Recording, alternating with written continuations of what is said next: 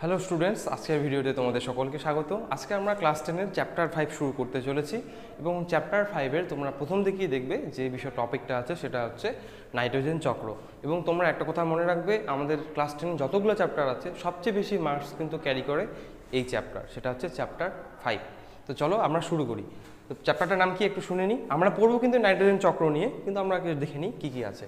পরিবেশ ও তার সম্পদ এবং তাদের সংরক্ষণ। এখানে আমরা পরিবেশ সম্বন্ধে পড়ব, কী কী সম্পদ আছে পরিবেশে এবং কীভাবে সেগুলো সংরক্ষণ করব সেগুলো সম্বন্ধে আমরা দেখব। এবার তোমরা জানো আমাদের পরিবেশে যে প্রত্যেকটা মৌল বা মৌলগুলো যে আছে আমাদের প্রাকৃতিক মৌলগুলো, সেগুলো কি চক্রাকার পথে আবর্তিত হয়। মানে তারা পরিবেশ থেকে, মানে বায়ুমণ্ডল থেকে, ধরো আমরা গ্যাসের ক্ষেত্রে ধরি, নাইট্রোজেনের ক্ষেত্রে ধরি আমরা, সে নাইট্রোজেন কোথায়? নাইট্রোজেন বায়ুমণ্ডল থেকে মাটিতে আসে এবং মাটি থেকে আবার কোথায় আসে? মাটি থেকে আবার উদ্ভিদ দেহে প্রবেশ করে, উদ্ভিদ দেহ থেকে প্রাণী দেহে। এবার এবার যখন উদ্ভিদ এবং প্রাণী দুটো মারা যায়, সেই মাটি থেকে মারা যায় তখন সেই মরা উদ্ভিদগুলো বা প্রাণীগুলো পচে গিয়ে নাইট্রোজেনগুলো আবার পুনরায় মাটিতে যায়। সেই মাটি থেকে নাইট্রোজেনগুলো আবার কোথায় যায়? বায়ুমণ্ডলে চলে যায়। এভাবে কি চক্রাকার পথে আবর্তিত হয়, তাই না? একটা জিনিস আসছে আবার ফিরে যাচ্ছে। তার জন্য আমাদের যে চক্রগুলো পড়বো আমরা, বা বায়োজিওকেমিক্যাল সাইকেলগুলো, সেগুলো কি চক্রাকার পথে আমাদের আবর্তিত হয়।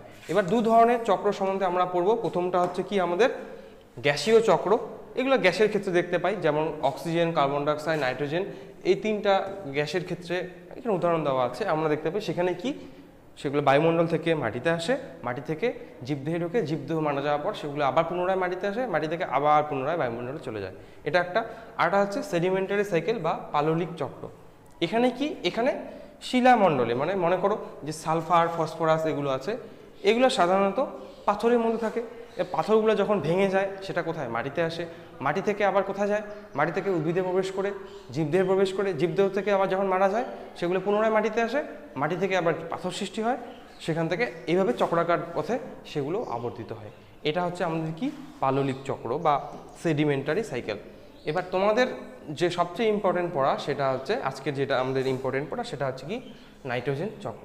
তোমরা জানো বায়ুমণ্ডলের সবচেয়ে বেশি গ্যাস যেটা পাওয়া যায় সেটা হচ্ছে কি নাইট্রোজেন। কিন্তু এই নাইট্রোজেনকে উদ্ভিদ প্রাণী একদম ডিরেক্টলি বায়ু থেকে সংগ্রহ করতে পারে না। কয়েকটা বিশেষ ছোট ছোট ব্যাকটেরিয়া ছাড়া কেউ পারে না। তাই নাইট্রোজেন চক্র বিশেষ গুরুত্ব আমাদের এই উদ্ভিদ এবং প্রাণী পুষ্টিতে। মনে রাখবে আমাদের নাইট্রোজেন কিন্তু একটা গুরুত্বপূর্ণ উপাদান। যেমন নাইট্রোজেন বেস তোমরা শুনেছো নিশ্চয়ই, ডিএনএ আরএনএর ক্ষেত্রে নাইট্রোজেন বেস কোথা থেকে আসবে? আমাদের নাইট্রোজেন থেকে আসবে, তাই না? একটা মুখ্য উপাদান হচ্ছে নাইট্রোজেন, তাই এটা আমাদের কিন্তু খুবই জরুরি। এবার আসি আমাদের নাইট্রোজেন চক্র কি কি ধাপে সম্পন্ন হয়, কাকে বলে একটু দেওয়া আছে, একটু দেখে নাও। যে চক্রাকার পদ্ধতিতে বায়ুর মুক্ত নাইট্রোজেন মাটিতে এবং জীবদেহে আবদ্ধ হয় এবং মাটির নাইট্রোজেন নাইট্রেটে বিশিষ্ট হয়ে নাইট্রোজেন গ্যাস রূপে পুনরায় বায়ুতে ফিরে আসে এবং বায়ুতে আবার নাইট্রোজেনের যোগান সমতা বজায় রাখে, তাকে নাইট্রোজেন চক্র বলে। এটা আমরা সংজ্ঞাটা পরে বুঝবো, নাইট্রেট কি, নাইট্রাইট কি, এগুলো আস্তে আস্তে আমরা যখন ধাপগুলো পড়বো তখন বুঝবো। এবার প্রথম ধাপ যে আছে আমাদের, মনে রাখবে নাইট্রোজেন চক্রের তিনটা ধাপ। প্রথমটা হচ্ছে কি নাইট্রোজেনের আবদ্ধকরণ। এবার বায়ুমণ্ডলে নাইট্রোজেনটা ঘুরে বেড়াচ্ছে, সেটাকে তো মাটিতে আনতে হবে। সেই মাটিতে আনাকেই বলা হয় কি নাইট্রোজেনের আবদ্ধকরণ। আবদ্ধ কীভাবে হয়? তিনটা উপায় হয়। একটা হচ্ছে প্রাকৃতিক উপায়, বৃষ্টির জলের সঙ্গে আসতে পারে। 2 নম্বর কৃত্রিম উপায়, আমরা যখন চাষিরা কি করে ধান ক্ষেতের মধ্যে ইউরিয়া সার দেয়, তখন কি নাইট্রোজেনটা আমাদের চলে আসে তার সঙ্গে সঙ্গে। আরেকটা হচ্ছে জীবজ নাইট্রোজেন, বিভিন্ন ব্যাকটেরিয়া আছে সেরা কী করে বায়ুমণ্ডল থেকে নাইট্রোজেন সংগ্রহ করে। সেগুলো আমরা ধাপে ধাপে পড়বো। প্রথম যেটা আছে সেটা হচ্ছে কি প্রাকৃতিক নাইট্রোজেন আবদ্ধকরণ। তো প্রাকৃতিক উপায়টা দেখি। এই দেখো প্রাকৃতিক উপায়ে যে বিক্রিয়াটা সেটা পড়লে তোমরা বুঝতে পারবে। প্রথমে নাইট্রোজেন অক্সিজেনের সঙ্গে যুক্ত হয় এবং আমাদের কি বজ্রপাত হয়। বজ্রপাতের উপস্থিতিতে কি নাইট্রোজেন অক্সাইড বা নাইট্রাস অক্সাইড আমাদের তৈরি হয়। এই নাইট্রাস অক্সাইড কি করে? আবার অক্সিজেনের সঙ্গে বিক্রিয়া করে বায়ুমণ্ডলে নাইট্রোজেন ডাই অক্সাইড তৈরি করে, যার ফলে হয়েছে এই নাইট্রোজেন ডাইঅক্সাইড আবার কি করে, আবার জলের সঙ্গে যুক্ত হয়, মেঘে কি আকাশে মেঘ আছে, মেঘের জল আছে, তার সঙ্গে যুক্ত হয়ে আমাদের নাইট্রিক অ্যাসিড তৈরি করে। এবং বৃষ্টির জল যখন হয়, বৃষ্টির জল যখন পড়ে আমাদের, তার সঙ্গে সঙ্গে কি নাইট্রিক অ্যাসিডটা কোথায় পড়ে, মাটিতে আসে। নাইট্রিক অ্যাসিডের মধ্যে কি আছে, আমাদের এই নাইট্রোজেনটা আছে, তার ফলে কি নাইট্রোজেনটা মাটিতে চলে আসলো। এই একটা উপায়, এটা হচ্ছে কি একটা প্রাকৃতিক উপায় নাইট্রোজেন সংবর্ধন। এরপর হচ্ছে বায়োলজিক্যাল নাইট্রোজেন ফিক্সেশন। বায়োলজিক্যাল মানে বিভিন্ন ধরনের জীব, তারা কি করবে, নাইট্রোজেন ফিক্সেশন করবে। প্রথমে দেখো একটু পড়াটা কি আছে, বায়োলজিক্যাল নাইট্রোজেন ফিক্সেশন বা জীবজ নাইট্রোজেন সম্বন্ধকরণ কি আছে। বিভিন্ন প্রোক্যারিওটিক জীব যেমন ব্যাকটেরিয়া ও সায়ানোব্যাকটেরিয়া ও নীলাভ সবুজ শৈবাল, তাদের দেহকোষে উপস্থিত নাইট্রোজেনেজ উৎসেচকের সহায়তায় বায়ুর নাইট্রোজেনকে তারা সরাসরি অ্যামোনিয়াতে ও নাইট্রেটেড লবণে পরিণত করে মাটিতে নাইট্রোজেনের চাহিদা বৃদ্ধি করে। এবার যদি পরীক্ষায় আসে কোন উৎসেচক আমাদের সরাসরি নাইট্রোজেনকে অ্যামোনিয়াতে পরিণত করে, সেটা হচ্ছে নাইট্রোজেনেজ উৎসেচক। হ্যাঁ, এটা মনে রাখবে। এবার আমরা দেখব এক এক করে যে কিভাবে বিভিন্ন ব্যাকটেরিয়া, প্রথমটা হচ্ছে সায়ানোব্যাকটেরিয়া দ্বারা। সায়ানোব্যাকটেরিয়াগুলোর নাম মনে রাখবে, পরীক্ষায় এগুলো আসবে কিন্তু। হ্যাঁ, কি লেখা আছে, অ্যানাবিনা, অসিলেটেরিয়া আর হচ্ছে নস্টক, এই তিনটা সায়ানোব্যাকটেরিয়া। সায়ানো কথাটা মানে হচ্ছে যে সমস্ত ব্যাকটেরিয়া সালোক সংশ্লেষ করতে পারে তাদেরকে আমরা বলি সায়ানোব্যাকটেরিয়া। তারা কি করে, এই ব্যাকটেরিয়ার হেটারোসিস্ট নামক বিশেষ কোষে বায়ুর নাইট্রোজেনকে আবদ্ধ করে এবং নাইট্রেট লবণে পরিণত করে নাইট্রোজেন সংবর্ধন ঘটায়। কি জিনিস আমরা কিছুই বুঝলাম না, এবার একটা একটা করে দেখি আমরা। এখানে তোমরা ছবি আছে, এই দেখো, এটা হচ্ছে তোমাদের নস্টকের ছবি, এটা হচ্ছে একটা নস্টকের ছবি। এবং নস্টকের মধ্যে তোমরা কি দেখতে পাবে, নস্টকের মধ্যে এগুলো হচ্ছে বিভিন্ন তার কোষগুলো, তার মধ্যে হঠাৎ করে দেখবো একটা কোষ হঠাৎ করে আকারে বৃদ্ধি পেয়েছে, এইখানে একটা, এখানে একটা, এগুলোকে বলা হয় কি হেটারোসিস্ট। এই জায়গাটা কি করে, তারা নাইট্রোজেন সংবর্ধন করে। একটা গেল, এরপর একটা কি আছে, এই যে দেখো, এটা ছবিটা এখানে ক্লিয়ার হচ্ছে না, এইখানে একটা মানে এই একটা কোষ, মনে করো এই আগের কোষটা এটা, আর এইটা হচ্ছে আমাদের কি দ্বিতীয় অংশটা। এইখানে নাইট্রোজেনের উৎসেচক আছে, তার সাহায্যে ওরা কি করে বায়ুমণ্ডলের যে নাইট্রোজেন আছে N2 সেটাকে অ্যামোনিয়ায় পরিণত করে NH3-তে পরিণত করতে পারে। চলো নেক্সট, আবার কি আছে, নাইট্রেট লবণে পরিণত করে গেল, নাইট্রোজেন সংবর্ধন ঘটায়। আবার কোনো কোনো সায়ানোব্যাকটেরিয়া কি বলছে, যেমন অ্যাজোলা নামক ফার্নের কি পত্র গহ্বরে অবস্থান করে তারা নাইট্রোজেনকে নাইট্রেট লবণে পরিণত করে। এই হচ্ছে তোমাদের জলজ কতগুলো ফার্ন, এটা দেখতে পাচ্ছ জলের মধ্যে আমাদের পাওয়া যায়। এর যদি তুমি একটা পাতা দেখো, এরকম পাতা দেখতে পাবে, এবং এই পাতার ভেতরে তুমি নস্টক শৈবালটাকে দেখতে পাবে, এই যে হচ্ছে শৈবালগুলো। এবং এই নস্টক শৈবালের আগে দেখলে তোমরা হেটারোসিস্ট আছে, এরাও কি করে বায়ুমণ্ডল থেকে নাইট্রোজেন নেয় সরাসরি, এরা কি করে নাইট্রোজেনটাকে পাতার গহ্বরের মধ্যে ওরা আবদ্ধ করে রেখে দেয়। তাহলে কি এই গাছগুলো যদি তোমরা জলাশয়ে রাখো, তাহলে কি নাইট্রোজেন পরিমাণ বৃদ্ধি পাবে না? ঠিক, এটা সাহায্য করে। এরপর আরেকটা উদ্ভিদ দেওয়া আছে, সেটা হচ্ছে কি ব্যক্তবীজী উদ্ভিদ। ব্যক্তবীজী উদ্ভিদ আমরা দুটো জানি, যাদের বীজ কি ফল দিয়ে ঢাকা থাকে না। ব্যক্তবীজী উদ্ভিদে কোরাল রয়েড মুড়ে অবস্থান করে, যেমন সাইকাস, পাইনাস এগুলো আছে, বায়ু নাইট্রোজেনকে আবদ্ধ করে। এটা হচ্ছে সাইকাস উদ্ভিদ, ছবিতে দেখতে পাচ্ছ, এটা হচ্ছে সাইকাস। সাইকাসের যদি তোমরা মূলটা দেখো, মূলের মধ্যে এই জায়গাটায় লক্ষ্য করো, এইখানে আমাদের বিভিন্ন ধরনের শৈবাল পাওয়া যায়, যেমন নস্টক শৈবালটা কিন্তু পাওয়া যায়। এই ধরনের মূলকে বলে কোরালয়েড মূল। ঠিক আছে, তাহলে এরা কি করে, এই মূল ডিরেক্টলি এরা মাটি থেকে বায়ুমণ্ডল থেকে নাইট্রোজেনটাকে আবদ্ধ করে এই মূলের মধ্যে রাখতে পারে। তারপর মূলের কোষ থেকে শরীরের উদ্ভিদের বিভিন্ন অংশে প্রোটিন তৈরি হোক বা নাইট্রোজেন বেস তৈরির জন্য সেখানে পাঠাতে পারে। তাহলে এই হচ্ছে আরেকটা উপায় কি নাইট্রোজেন সংবর্ধনে হচ্ছে। এবার আরেকটা আসি,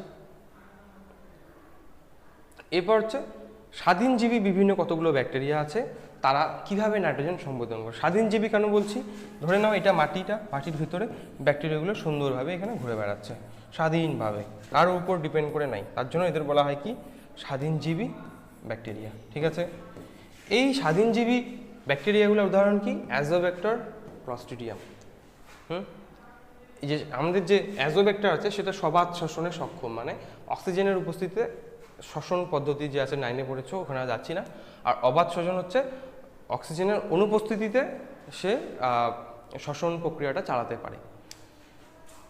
এবার এরা কি করে, সরাসরি বায়ু নাইট্রোজেনকে নিজের দেহে, বায়ুমণ্ডলের নাইট্রোজেনকে সরাসরি এরা নিজের শরীরে প্রবেশ করাতে পারে।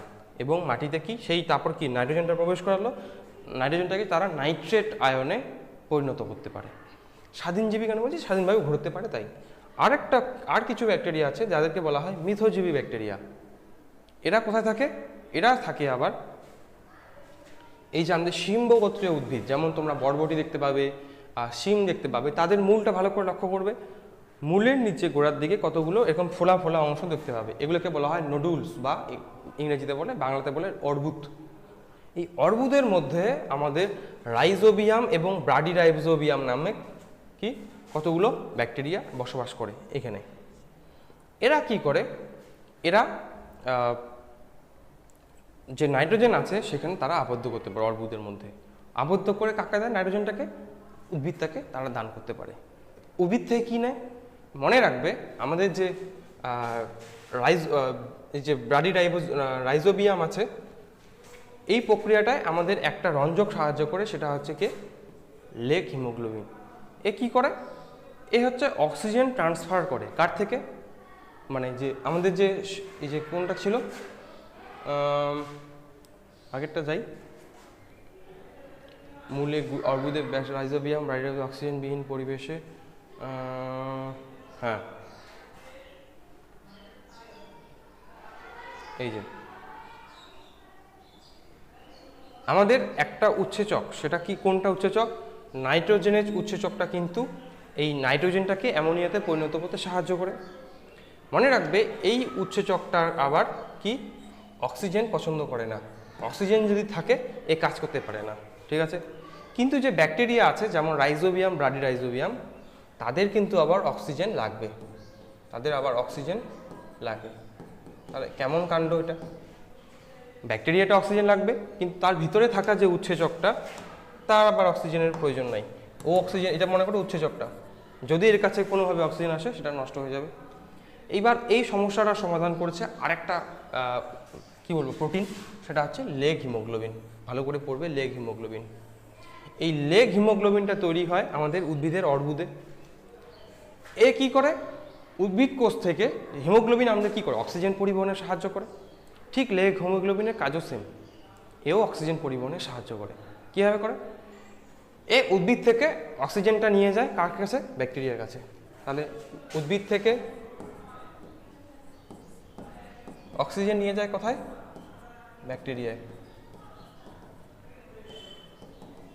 এমনভাবে নিয়ে যায় ও যাতে নাইট্রোজেনের উৎসেচকটা কোনো ক্ষতি না হয়, কিন্তু ব্যাকটেরিয়াটা যাতে আবার অক্সিজেন পায়। তাহলে এখানে কি সাহায্য করছে আমাদের লেগ হিমোগ্লোবিন, বোঝা গেল। এইবার এই নাইট্রোজেনের উৎসেচকটা তাহলে ঠিকঠাক কাজ করছে, এ কী করবে, ওই যে বায়ুমণ্ডল থেকে যে ব্যাকটেরিয়াটা নাইট্রোজেনটা সংগ্রহ করলো সেটাকে কি নাইট্রেটে ও পরিণত করছে, নাইট্রেট এবং অ্যামোনিয়ায় পরিণত করছে। এবং তার ফলে কি হচ্ছে, ও নিজের প্রোটিন তৈরিতে বিভিন্ন কাজ করতে উদ্ভিদ তাকে কাজে লাগাচ্ছে, ঠিক আছে। নেক্সট পার্ট যেটা আছে সেটা হচ্ছে অসিম্বগোত্রীয় উদ্ভিদে, মানে এই না যে সবসময় সিম্বগোত্রী হচ্ছে একটা শ্রেণী, লেগুমিনাসি আমাদের উদ্ভিদের বিভিন্ন শ্রেণী থাকে, এটা আলাদা একটা। তো যেটা আছে আমাদের অসিম্বগোত্রীয় আছে, যেমন আলনাস, কাসুরিনা, এগুলোতে তোমরা পাবে। এগুলো উদ্ভিদ কি, এরাও কিন্তু নাইট্রোজেন আবদ্ধ করতে পারে তাদের নিজের শরীরে। চলো এবার নেক্সট লাস্ট যেটা আছে আমাদের শিল্পজাত নাইট্রোজেন সংবর্ধন। তোমরা নিশ্চয়ই এই ছবিগুলো দেখেছো, ইউরিয়ার ছবি, এটা ক্যালসিয়াম নাইট্রেট, এটা অ্যামোনিয়াম নাইট্রেট। এগুলো কি করে, কীটনাশক বলে আমরা সার হিসেবে ব্যবহার করি জমিতে। এবার যখন এই সার হিসেবে মাটির মধ্যে কি নাইট্রোজেন চলে আসলো, এই তিনটা প্রক্রিয়ায় আমরা কি করি, নাইট্রোজেনটাকে বায়ুমণ্ডল থেকে কোথায়, মাটিতে আনতে পারি। হলো, মাটিতে এবার নাইট্রোজেন চলে আসছে, এবার মাটি থেকে কে গ্রহণ করবে, উদ্ভিদ গ্রহণ করবে। চলো এবার মাটির নাইট্রোজেন জীবদেহে প্রবেশ, জীবদেহে তো সোজা প্রবেশ করবে না, কোথায় প্রবেশ করবে, প্রথমে উদ্ভিদে, তারপর উদ্ভিদকে কে খায়, প্রাণীরা খায়। উদ্ভিদ নাইট্রোজেনটা নিবে মাটি থেকে, তারপর উদ্ভিদকে কে খাবে, আমাদের এই প্রাণীগুলো খাবে। খরগোশটা খাচ্ছে, খরগোশটার মধ্যেও কি নাইট্রোজেনটা চলে গেল। তারপরে পার্ট কি আছে, এইবার জীবদেহ থেকে নাইট্রোজেন মাটিতে পুনরায় প্রবেশ। মনে করো এইবার উদ্ভিদটা বা প্রাণীটা মারা গেলে কি হবে? পচে যাবে, মাটিতে পড়ে থাকবে, আমরা পুঁতিয়ে রাখবো। যদি জ্বালিয়ে না দিই সেটা আলাদা ব্যাপার, মাটিতে পুঁতিয়ে রাখি, মাটিতে পুঁতিয়ে রাখলে কি পচে যাবে, পচে গিয়ে উদ্ভিদের শরীর, উদ্ভিদ বা প্রাণীর শরীরে যে নাইট্রোজেনগুলো ছিল সেগুলো কোথায় চলে আসলো? আবার মাটিতে চলে আসবে। এই ধাপগুলো আমরা এই জীবদেহ থেকে নাইট্রোজেনের পুনরায় মাটিতে প্রবেশ সেটা আমরা পড়বো। প্রথমটা হচ্ছে কি, দুইটা ধাপে হয়, একটা হচ্ছে অ্যামিনিফিকেশন আর একটা হচ্ছে আমরা পড়বো নাইট্রিফিকেশন। অ্যামিনিফিকেশন কীভাবে হয়? অ্যামিনিফিকেশন হচ্ছে এই যে দেখো, উদ্ভিদের মৃত পচা দেহ বা রেচন পদার্থ, আমাদের টয়লেটের মধ্যে কি থাকে? টয়লেটের মধ্যে থাকে আমাদের অ্যামোনিয়া। সেই অ্যামোনিয়া বা ইউরিয়া থাকে, ইউরিয়ার মধ্যে কি থাকে? নাইট্রোজেন থাকে। এবার সেই বিভিন্ন কতগুলো ব্যাকটেরিয়া আছে, অ্যামোনিফাইং ব্যাকটেরিয়া বলে। এরা কি করে? সেই পচা মৃত দেহ অংশ থেকে অ্যামোনিয়া তৈরি করে। যেহেতু অ্যামোনিয়া তৈরিতে সাহায্য করছে তাদের বলা হয় অ্যামোনিফাইং ব্যাকটেরিয়া। এরা কি করে? অ্যামোনিফাইং ব্যাকটেরিয়া অ্যামিনো অ্যাসিড থেকে অ্যামোনিয়ামতে পরিণত করে। ঠিক আছে? কি কি উদাহরণ ammonifying bacteria? Bacillus ramosus, Bacillus mycoides. তোমরা অবশ্যই এগুলো কিন্তু মনে রাখবে। এখানে একটা ভুল হয়েছে, এমটা ছোট হাতের হবে, কারণ সাইন্টিফিক নেম এমটা ছোট হাতের হবে। তাহলে তোমরা কিন্তু এই উদাহরণগুলো মনে রাখতে হবে। অ্যামোনিফাইং ব্যাকটেরিয়া উদাহরণ দাও, ব্যাসিলাস রামোসাস এবং ব্যাসিলাস মাইকয়েডিস। চলো এবার নেক্সট ধাপ কি? জীবদেহে প্রবেশ করার। অ্যামোনিয়া হয়ে গেল। এবার এই অ্যামোনিয়াটা থেকে আমরা কিসে পরিণত করব? নাইট্রোজেনে পরিণত করব। সেটাই হচ্ছে আমাদের কি? নাইট্রিফিকেশন। চলো এই যে নাইট্রেট, এটা পরিণত করব একদম ডিরেক্ট, সরি একটা ভুল বলে ফেললাম। নাইট্রিফিকেশন হচ্ছে অ্যামোনিয়া থেকে নাইট্রেট পরিণত হওয়া। এই যে অ্যামোনিয়া, সেটা অক্সিজেনের সঙ্গে যুক্ত হবে এবং কতগুলো নাইট্রিফাইং ব্যাকটেরিয়া, যেমন নাইট্রোসোমোনাস একটা নাইট্রিফাইং ব্যাকটেরিয়া, তার উপস্থিতিতে কিসে পরিণত হবে? নাইট্রাইটে পরিণত হবে। NO2-। এটা ভালো করে মনে রাখবে, NO2- আমাদের পরিণত হবে। এটাকে বলি আমরা নাইট্রাইট। এই নাইট্রাইটটা পরবর্তীতে দেখতে পাবো আমরা। এই যে নাইট্রাইট, এটা অক্সিজেনের সঙ্গে যুক্ত হয়ে কিসে পরিণত হয়েছে? নাইট্রেটে পরিণত হয়েছে। নাইট্রেট কোনটা? NO। এখানে সাহায্য করছে কে? নাইট্রোব্যাক্টার। তোমাদের বইয়ে আরও উদাহরণ পেয়ে যাবে তোমরা, যে নাইট্রোব্যাক্টার নাইট্রিফিকেশনে কতগুলো ব্যাকটেরিয়ার উদাহরণ দাও। নাইট্রিফাইং ব্যাকটেরিয়ার উদাহরণ নাইট্রোসোমোনাস, আর এখানে নাইট্রোব্যাক্টার। ঠিক আছে? এরপরের ধাপ হচ্ছে আমাদের কি? এই যে নাইট্রেটটা তৈরি হলো, এই নাইট্রেটটাকে আমাদের কিসে পরিণত করতে হবে? নাইট্রোজেনে পরিণত করতে হবে। কে পরিণত করবে? ডিনাইট্রিফিকেশন। ডি মানে হচ্ছে সেই নাইট্রোজেনটাকে বের করতে হবে। কোথা থেকে? নাইট্রেট থেকে। এই যে নাইট্রেট, সেখান থেকে আমরা কিসে পরিণত করছি? আমাদের নাইট্রোজেনে পরিণত হচ্ছে। এই ধাপগুলোতে আমাদের সাহায্য করছে কে? সিউডোমোনাস, তারপর হচ্ছে থিওব্যাসিলাস, এই ধরনের ব্যাকটেরিয়াগুলো। এইবার এই নাইট্রোজেনটা চলে আসলো কোথায়? মাটিতে চলে আসলো। এবার নাইট্রোজেন কি একটা গ্যাস, সে আবার পুনরায় বায়ুমণ্ডলে ফিরে যাবে। এইভাবে কি নাইট্রোজেনটা বায়ুমণ্ডল থেকে আসলো, জীবদেহে প্রবেশ করলো, উদ্ভিদদেহে প্রবেশ করলো, উদ্ভিদদেহ থেকে জীবদেহে, জীবদেহ থেকে পুনরায় মাটিতে, মাটি থেকে আবার কোথায়? আকাশে চলে গেল। তো এইভাবে আমাদের নাইট্রোজেন চক্র সম্পন্ন হয়। এবার এখানে দেখো, তোমাদের 5 নম্বরের জন্য এইটা কোশ্চেনটাও আসতে পারে। এখানে নাইট্রোজেন চক্র শব্দচিত্রের সাহায্যে দেখাও বা রেখাচিত্রের সাহায্যে দেখাও। ভালো করে পড়বে। তোমাদের বইয়ে যেগুলো দেওয়া আছে ওগুলো কিন্তু একদমই ভালো না, তাই অবশ্যই ফলো করবে এটা। দেখো এইখান থেকে শুরু করো। বায়ুমণ্ডলের নাইট্রোজেন, সেই নাইট্রোজেনটা কি করবো আমরা? স্থিতিকরণ মানে আবদ্ধকরণ, যেটা বৃষ্টিপাত, কৃত্রিম সার, আর এটা কি? এই যে কতগুলো আমরা ব্যাকটেরিয়ার দ্বারা, মিথজীবী, স্বাধীনজীবী, আর এটা হচ্ছে নীলাবসু শৈবাল, এর দ্বারা কি করব? এখান থেকে সরাসরি সেটা নাইট্রেট হিসাবে আমাদের আসছে। এই দেখো নাইট্রেট হিসাবে আসছে হচ্ছে, এইটাও কিন্তু এখানে আসছে। এই জায়গাটা আগে দেখবে না, এইটা দেখো, এইটা দেখো, এইদিকে আসছে হচ্ছে নাইট্রেট। এবার এই নাইট্রেটটা কোথায় প্রবেশ করছে? ডিনাইট্রিফাইং ব্যাকটেরিয়া দিয়ে কোথায় আসছে আমাদের? ডিনাইট্রিফাইং ব্যাকটেরিয়া দিয়ে কোথায় আসছে? ডিনাইট্রিফাইং ব্যাকটেরিয়া সরাসরি আমাদের এই নাইট্রোজেন আমরা পাই যাচ্ছি বায়ুমণ্ডলে। ডিনাইট্রিফাইং ব্যাকটেরিয়া এটা কোন দিকে আছে? এই যে দেখো, ডিনাইট্রিফাইং ব্যাকটেরিয়া থেকে সরাসরি আবার আমাদের বায়ুমণ্ডলে ফিরে চলে গেছে। মাঝখানে এগুলো কি তাহলে? নাইট্রেটটাকে কে নিবে? উদ্ভিদ গ্রহণ করবে। উদ্ভিদ থেকে আবার কোথায় যাবে?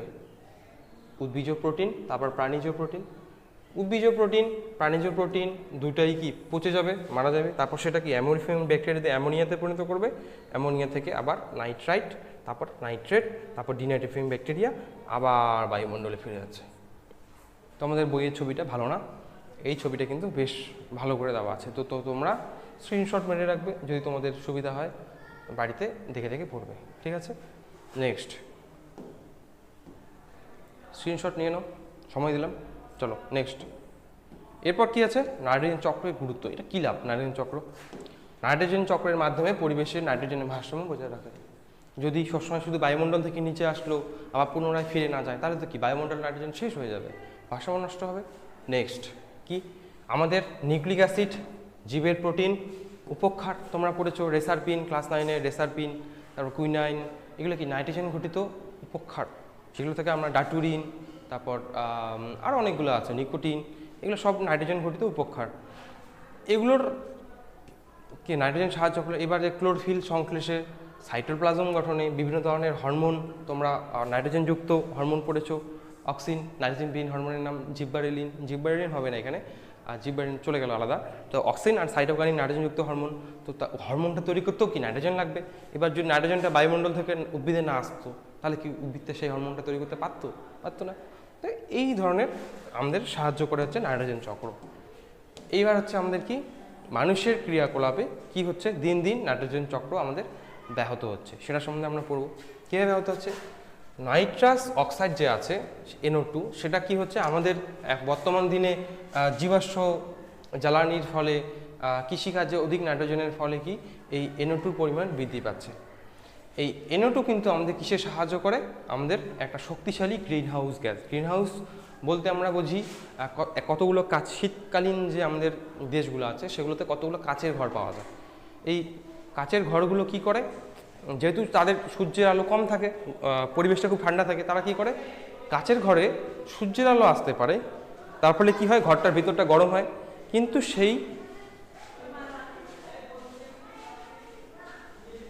চলে যা, কিন্তু সেই ঘর থেকে কি গরম হাওয়াটা বা যে গরম হলো সূর্যের আলো ফলে, চলে যা তোরা, কি দেখতেছিস, বাচ্চাগুলো দেখতেছিলাম, তারা কি করে আমাদের সেই, আমি কি বললাম, কাচের ঘর থাকে, সেখানে সূর্যের আলো আসতে পারে, সেই সূর্যের আলোটা আসে, তার ফলে কি ভিতরটা গরম হয়, কিন্তু সেটা বাইরের দিকে বেরিয়ে যেতে পারে না। এটাকেই বলে গ্রিন হাউস। এই NO2 কী করছে, আমাদের পৃথিবী, তো এটা যদি পৃথিবী হয় আর এটা যদি আমরা সূর্য ধরি, সূর্য থেকে কি লাইট আসছে, কিন্তু আমাদের কি হয়, পৃথিবী সে বেশিরভাগ লাইটকে বিকিরণ করে দেয়। এবার এই গ্রিন হাউস গ্যাসগুলো কি করছে, আমাদের বায়ুমণ্ডলের চারপাশের পরিমাণটা এতটাই বৃদ্ধি পাচ্ছে যে তারা কি করছে, সূর্যের আলোটাকে আসছে ঠিকই, কিন্তু বেশি পরিমাণে রিফ্লেক্ট করতে পারছে না। তার ফলে কি হচ্ছে, গ্যাসগুলো আমাদের বায়ুমণ্ডলে থেকে যাচ্ছে, যার ফলে কি হচ্ছে, আমাদের পৃথিবীটা দিন দিন উষ্ণ হচ্ছে। এটাই বলা হয় গ্রিন হাউস ইফেক্ট। এই NO2 একটি শক্তিশালী কিন্তু গ্রিন হাউস গ্যাস। এটা আবার কিসে সাহায্য করে, ওজোন হোল তৈরিতেও সাহায্য করে। আমাদের যে বায়ুমণ্ডলের স্ট্র্যাটোস্ফিয়ারে কি আছে, ওজোন স্তর আছে, সেই ওজোন স্তরটার মধ্যে যাতে ছিদ্র তৈরি করতে সাহায্য করে কে, এই নাইট্রাস অক্সাইড। যার ফলে কি হয় আমাদের ইউভি রশ্মিটা সরাসরি মানুষের ত্বকের মধ্যে আসতে পারে, এবং তার ফলে আমাদের স্কিন ক্যান্সার বর্তমান দিনে সৃষ্টি হচ্ছে। পরে ধরতেছি, দাঁড়া, কে চিল্লাইল রে, ধরে রাখিস, কিশোরদার কাছে নিয়ে যায়। নেক্সট, এই যে আমাদের একটু আগে দেখলাম যে এই যে NO2 এরা কিসে সাহায্য করে, আমাদের অ্যাসিড বৃষ্টিতে সাহায্য করে। এরা কি, NO2 কি, নাইট্রোজেন ডাইঅক্সাইড, যেটা জলের সঙ্গে যুক্ত হয়ে নাইট্রিক অ্যাসিড তৈরি করে। এবার যদি NO2 পরিমাণে বৃদ্ধি পায়, তাহলে কি হবে, অ্যাসিড বৃষ্টি বেশি হবে। অ্যাসিড বৃষ্টি কখন বলবো, যখন আমাদের বৃষ্টির জলের যে pH সেটা 5.6-এর নিচে কমে যাবে, তখন সেই বৃষ্টির জলকে আমরা বলবো অ্যাসিড বৃষ্টি। এই অ্যাসিড বৃষ্টি বিভিন্ন ধরনের যে আমাদের সৌধগুলো আছে মার্বেল দিয়ে তৈরি, যেমন তাজমহল, সেগুলো ধ্বংস করে, ঠিক আছে, সেগুলোর মানে ওয়ালগুলো নষ্ট করে দেয়। আর কি আছে, আমাদের যে NO2 গ্যাস আছে সেগুলো বিভিন্ন ধরনের ফুসফুসের রোগ, যেমন ব্রঙ্কাইটিস, নিউমোনিয়া, এগুলো ধরনের রোগ সৃষ্টি করতে পারে। নেক্সট, এইবার তোমরা যদি বেশি পরিমাণে কৃষিকার্যে আমাদের বিভিন্ন ধরনের কি বলবো, এই যে আমাদের সারগুলো পড়লাম না একটু আগে, এমন ইউরিয়া, অ্যামোনিয়াম নাইট্রেট, এগুলো যদি ব্যবহার করো কি হবে, মাটিতে কি সার যদি ব্যবহার করো, মাটিতে জল আছে, সেই জলের উপস্থিতিতে আবার নাইট্রিক অ্যাসিড তৈরি হবে, যার ফলে কি হবে, মাটিটার আম্লত্বের মানে অ্যাসিডিফিকেশন হবে, অ্যাসিডিফিকেশন আমাদের হবে সেই মাটিটার, যার ফলে উর্বরতা আমাদের কিন্তু কমে যাবে। বেশি অ্যাসিড মাটি হলে সেটা কিন্তু উদ্ভিদের পক্ষে ভালো না, একটু অ্যালকালাইন মানে ক্ষারীয় হলে ভালো হয়। নেক্সট লাস্ট যেই পার্টটা আছে আমাদের কি, কৃষি জমিতে ব্যবহৃত নাইট্রেট চুইয়ে চুইয়ে মাটির নিচের জলভূমে প্রবেশ করে। এইবার যখন তুমি কৃষিক্ষেত্রে বেশি পরিমাণ সার ব্যবহার করবে, তার ফলে কি নাইট্রেট তৈরি হবে, এই নাইট্রেটগুলো কী হবে আমাদের কিন্তু আমরা জল খাই যে, সেই জলের মধ্যে প্রবেশ করবে, পানীয় জলে, যার ফলে বাচ্চাদের মধ্যে একটা রোগ হয়, সেটা হচ্ছে ব্লু বেবি সিনড্রোম বলি আমরা। এ কী হয়, এই যে নাইট্রেট আমাদের আছে, নাইট্রেটটা আমাদের জীবের যে হিমোগ্লোবিন আছে লোহিত রক্তকণিকার ভিতর, যেটা অক্সিজেন পরিবহনে সাহায্য করে, তার সঙ্গে গিয়ে বিক্রিয়া করে কি তৈরি করবে, মিথেনো হিমোগ্লোবিন। এই মিথেনো হিমোগ্লোবিনের ফলে বাচ্চাটার কি অক্সিজেন পরিবহন ক্ষমতা কমে যাবে, যার ফলে তার দেহত্বক নীল বর্ণ ধারণ করবে। এই ছবিটা দেখো, হাতটা দেখো নীল হয়েছে, এটা কি নাইট্রেটের ফলাফল, নাকটা নীল বর্ণ ধারণ করেছে, এটাকে বলা হয় কি ব্লু বেবি সিনড্রোম। তাহলে ব্লু বেবি সিনড্রোম কার ফলে হয়, নাইট্রেটের প্রভাবে। এখান থেকে একটা কিন্তু এমসিকিউ আসতে পারে, তাই ভালো করে পড়বে ব্লু বেবি সিনড্রোম কি, কেন হয়, মিথেনো হিমোগ্লোবিন কি সেটা আসতে পারে। এখান থেকে বড় কোশ্চেন কি পড়বে, নাইট্রোজেন চক্র, তার ধাপগুলো আসতে পারে, আর নাইট্রোজেন চক্র জীবদেহের প্রবেশ, অ্যামোনিফিকেশন, নাইট্রিফিকেশন আসতে পারে, নাইট্রিফাইং ব্যাকটেরিয়ার নাম, লেগ হিমোগ্লোবিন কি, লেগ হিমোগ্লোবিনের কাজ কি, তারপর আর কি আসতে পারে, মিথেনো হিমোগ্লোবিন কি, ব্লু বেবি সিনড্রোম কার কারণে হয়, তারপর হচ্ছে নাইট্রোজেন চক্র মানুষের কার্যকলাপ কীভাবে নাইট্রোজেন চক্রকে ব্যাহত করে, এটাকে আসতে পারে 2 নম্বরের জন্য। নাইট্রোজেন চক্র গুরুত্বটা খুব একটা ইম্পর্টেন্ট না, তারপরে দেখে নিবে একটু। আর নাইট্রোজেন চক্রের কিন্তু শব্দচিত্র আসতে পারে, বইয়ে শব্দচিত্র পড়বে না, মাথা ঘুরে যাবে, এটা পড়বে দেখতে মনে হচ্ছে ঘিচিমিচি, কিন্তু জিনিসটা খুবই সোজা। ডিনাইট্রিফিকেশনের যে ব্যাকটেরিয়াগুলোর নাম খুব ভালো করে পড়বে, এখানে কিন্তু এমসিকিউ দেওয়া, নাইট্রিফিং নিচের কোনটি নাইট্রিফিং ব্যাকটেরিয়া, এভাবে এমসিকিউ আসতে পারে। এই থাকলো তোমাদের পড়া। তারপর এখানে লেগ হিমোগ্লোবিন এগুলো বলে দিলাম, স্বাধীনজীবী ব্যাকটেরিয়ার নাম, মিথজীবী ব্যাকটেরিয়ার নাম, তারপর সায়ানো ব্যাকটেরিয়ার যে নামগুলো, পত্রগহ্বর, কোরাল রয়েড, মূল কি, সেখানে কোন ধরনের আমাদের ব্যাকটেরিয়া পাওয়া যায়, অ্যাজোলা নামক জলজ ফার্নের কি পত্রগহ্বরে আমরা যে নষ্টক পেলাম। তো এখান থেকে এইভাবে এমসিকিউ আসতে পারে। তো আশা করি তোমাদের এই নাইট্রোজেন চক্রটি ভালো লেগেছে। তো চ্যাপ্টার 5-এর আমরা প্রথম ক্লাস করলাম, পরের দিন আমরা বায়ু দূষণ যে আছে, বায়ু দূষণ তারপর জল দূষণ আছে, সেই দূষণগুলো নিয়ে নেক্সট ভিডিওতে আমরা আসবো। তো আজকের ভিডিওটা এখানেই থাকলো, থ্যাংক ইউ।